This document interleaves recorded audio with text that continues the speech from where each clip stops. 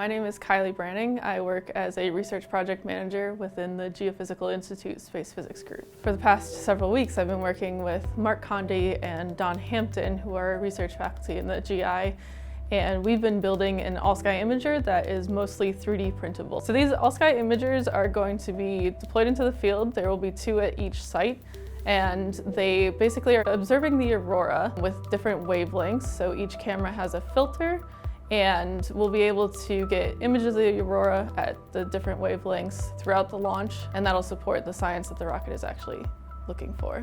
These imagers are going to be deployed to 3 sites in Alaska and actually 1 site out in the Marshall Islands called Wake Island, and they are supporting rocket launches. So there's the GNEISS rocket in Alaska going off, and then the SMART rocket in the Wake Island area going off. The operation is pretty large and widespread, and having something that I created, being a part of that and being something that many people will get their hands on and work with is pretty cool to me.